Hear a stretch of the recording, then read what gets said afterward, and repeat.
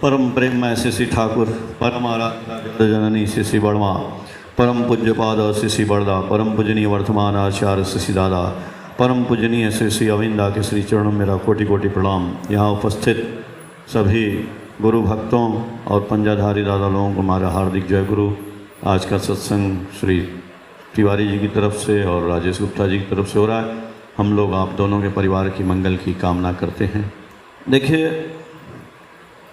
कुछ ज़्यादा हमको अपने जीवन में जैसे चल रहे हैं वैसे ही चलना है।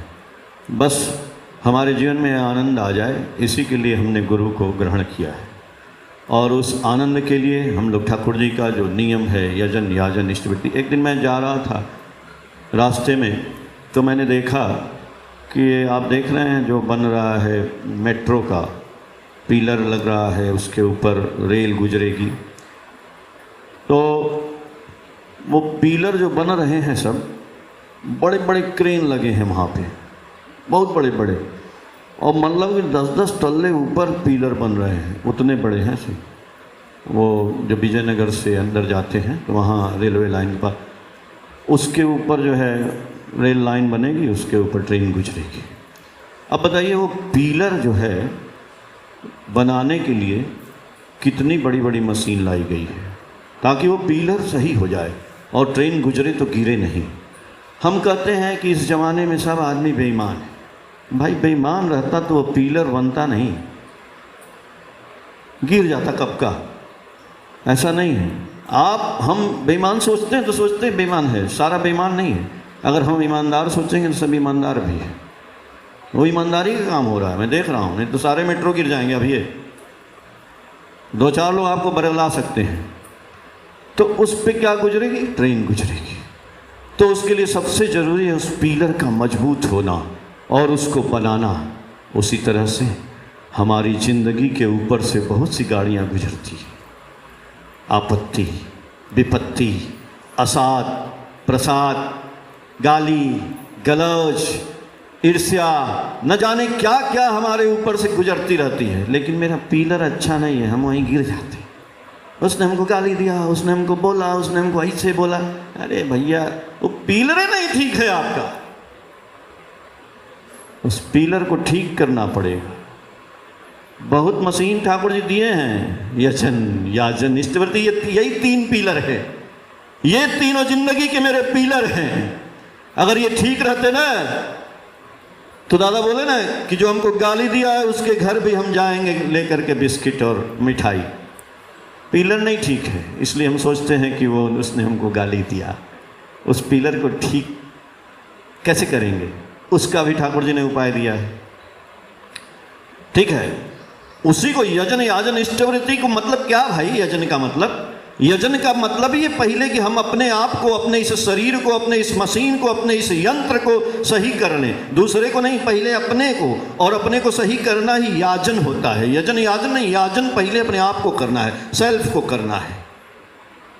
हम अपने आप सुधरेंगे कैसे? जैसा खाएंगे अन्न वैसा ही हो जाएगा मन। तो सबसे जरूरी है अन्न खाना। जो हम बोल रहे हैं ना कि हम सोचेंगे कि वो आदमी हमको गाली दिया है, हम उसको बर्दाश्त कर लें। जी हाँ, तो बर्दाश्त करने के लिए सात्विक भोजन खाना पड़ेगा, खिचड़ी खाना पड़ेगा, कम तीता कम मीठा। ये नहीं बहुत उत्तेजक भोजन नहीं, मांस मछली लहसुन प्याज ये सब उत्तेजक भोजन है। इसीलिए जब कोई बोलता है तो हम तुरंत उससे लड़ जाते हैं, उसको गाली गलौज कर लेते हैं। अच्छा आप बताइए, ठीक है, जो आदमी बहुत लड़ता है, बहुत गाली देता है, उसको 10 दिन खाना ना दें, खाली पानी देंगे, थोड़ा थोड़ा जिलाएंगे। 10वें दिन बाद उसको गाली देंगे तब वो नहीं गाली देगा। शरीर में दमे नहीं रहेगा, गाली का दोगे तो शरीर में ताकत रहता है ना, तब वह गाली देता है। तो ठाकुर जी वही बोले कि अपने शरीर को पहले आप सही करिए। शरीर में क्या जरूरत है फालतू की चीज डालने की? तो जब खाना सही डालेंगे तो सही सोचेगा, तब शरीर बैठेगा, तब शरीर कहेगा कि अब मन को खाना दो भाई। शरीर को खाना दे दिया, अब शरीर बैठ, अब अपने मन को खाना दे। इस शरीर के ड्राइवर को, शरीर का ड्राइवर हमारी आत्मा, उसको खाना नहीं देंगे, खाली गाड़ी चलाएंगे, नहीं चलेगी। शरीर की आत्मा को खाना दीजिए। ड्राइवर को खाना खिलाइए, तब इस शरीर को लेके चलेगा। ड्राइवर क्या खाता है? भगवान का नाम खाता है। भगवान का नाम खाएगा, और वो एक पल नहीं खाएगा, दिन रात 24 घंटा खाता ही रहेगा। उसको खाना पड़ेगा, उसको खिलाना पड़ेगा, दिन रात खिलाना पड़ेगा। ठाकुर जी से एक भक्त ने पूछा कि ठाकुर जी आप बोलते हैं दिन रात खाएगा, दिन रात हम नाम करेंगे तो और दुनिया का काम कैसे करेंगे?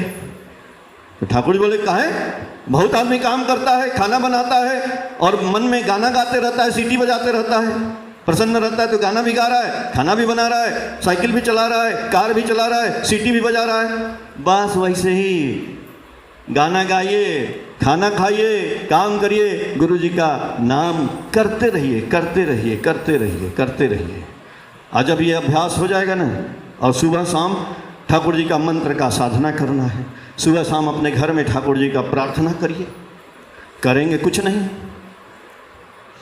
तो हम कुछ नहीं देंगे, ठाकुर जी कुछ नहीं देंगे, ये भी कुछ नहीं देंगे। वो सब आप ही के पास है, खजाना आप ही के पास पड़ा है। एक कहानी थी अली बाबा और 40 चोर, पता है? पता है, सुने आप लोग? अली बाबा और 40 चोर। एक अली बाबा थे, वो बचपन में जैसे दादा बोले हम कहानी सुनते थे, पता नहीं चलता था कहानी का मतलब क्या यार, ऐसा ही कहानी नहीं, बहुत उसका रहस्य है। हम भी एक दिन सोचे भाई कहानी। अली बाबा बहुत गरीब थे, एक गधा रखे थे और अपना काम वाम करते थे। तो सोचते थे, जंगल में जाते थे, भाई बड़ा पैसा वैसा नहीं है। एक दिन जंगल में जा रहे थे, एक पहाड़ था, तो अचानक देखे कि रास्ते में ढेर सारे घुड़सवार आ रहे हैं, घोड़ा लेकर टक टक टक टक टक टक टक टक टक टक आए और पहाड़ के पास रुके, एक पत्थर के पास खड़े होके एक उनका सरदार उतरता है और इस छुप के देखने लगे, बोलता है खुल जा सिम सिम। अरे भाई जैसे वो बोला ना, वो पत्थर हट गया और उसके अंदर गुफा थी, रास्ता था, प्रवेश कर गए और सारे के सारे उसमें घोड़ा वोड़ा लेके चले गए अंदर। अच्छा ये देखता रहा, क्या बात है भाई। फिर वो दरवाज़ा बंद हो गया, बोला अंदर जाके बोला कि बंद हो जा सिम सिम। दरवाज़ा बंद हो गया, मतलब पत्थर बंद हो गया। फिर वो सब घोड़े पे बहुत सामान रखे थे, वो सब रख के अंदर फिर बाहर आए, फिर दरवाज़ा खुला, सब चले गए। अभी देख रहा था बेचारा कि अरे यार ये क्या बात है। तो वो गया और जा करके देखा कि कोई नहीं है, तो वो भी उन्हीं की बात में बोला खुल जा सिम सिम। अरे बोलते ही दरवाज़ा खुल गया, खुल गया, वही भी अंदर चले गए। अंदर गए तो देखे कि अरे, बोले बंद हो जा सिम सिम, बंद हो गया। देखे बड़ा सोना चांदी हीरे जवाहरात मार रोशनी निकल रही है। वो अपना जितना हुआ भैया थोड़ा सा गधे पे ला दे अपना, फिर आए बोले खुल जा सिम सिम, निकले भागे बाहर, असरफी लेके घरे चले गए। घरे चले गए तो उनकी वाइफ थी मर्जीना, तो उससे बोले कि सुनो जाओ जरा बगल में, और मेरे भाई साहब हैं उनके हाथ तराजू है, वो तराजू लेकर के आओ। तो बोले कि क्यों? बोले तुम लेके आओ ना तराजू। तो वो गई अपनी भौजाई के पास, तराजू ले लो। तो वो उससे भी तेज थी, अरे ये तो इतना गरीब आदमी तराजू क्या करेगा, कुछ लाया है, सामान लग रहा है। तो उसने क्या किया, तराजू के नीचे एक चुंबक लगा दिया। अभी आए, तराजू को तौलने लगे असरफी, तराजू तौलने लगे, एक असरफी नीचे चुंबक में सड़ गया। अब वो जो है तराजू जाके दे आए, बहुत चालाक थी, देखी कि भाई तराजू के नीचे ये असरफी कहाँ से आ गया। अब वो सब पता लगाए इनका कि कहाँ जाते हैं, कहाँ से असरफी लाते हैं। उनका भाई भी देखा, अच्छा ये जाके बोलता है खुल जा सिम सिम। बस उसका भाई भी क्या किया, एक दिन सवेरे गया, वो भी गधा लेके गया, बोला खुल जा सिम सिम। चोर वोर तो थे नहीं, चला गया अंदर, देखा देख के पगला गया, खुल जा सिम सिम, मारे सोना गहना सब रखा है। अब गया खुद गधे पे लादा, अब बोल दिया अंदर से जाके बंद हो जा सिम सिम, बंद हो गया। उसके बाद इतना सामान वामान रख लिया, बोला कि बहुत देर तक सोचा कि अब चले भैया लेके। तो आया बाहर, अब वो दरवाजा को भूल गया बोलना, अब खुलेगा कैसे, अब मंत्र भूल गया जिससे दरवाजा खुलता था। बस वहीं अंदर रहा, बंद रहा बहुत देर तक। चोर सब आए, डाकू सब बोले खुल जाओ सिम सिम। दरवाजा खुला, देखे नहीं सारा ये आदमी कौन है, गदा लेके खड़ा है, मार में काट दिए सब। बाद में आगे की स्टोरी है, लेकिन ठाकुर जी बोले ये बात कहानी क्यों सुनाए, इसलिए सुनाए सत्यानुसरण में लिखे हैं ठाकुर जी कि तुम भक्ति रूपी जल को त्याग कर आसक्ति रूपी बालू की रेत में बहुत दूर तक मत चले जाओ, वरना दुख रूपी सूर्य ताप से बालू की रेत गर्म हो जाने पर लौट के आना मुश्किल होगा और सुख के वहीं मर जाना होगा। इसलिए बाबूजी, जो नाम मिला है उस नाम को मजाक ना समझिए, वरना नाम तो ले रहे हैं आप, 1 साल 2 साल लीजिएगा, बड़ी उपलब्धि होगी आपकी, बहुत कुछ आ जाएगा, फिर आप उस नाम को भूल जाएंगे, और जब भूल जाएंगे तो आसक्ति में चले जाएंगे, फिर लौट के नहीं आएंगे, फिर वहीं मर जाएंगे, फिर ठाकुर जी का वो नाम ही नहीं याद आएगा।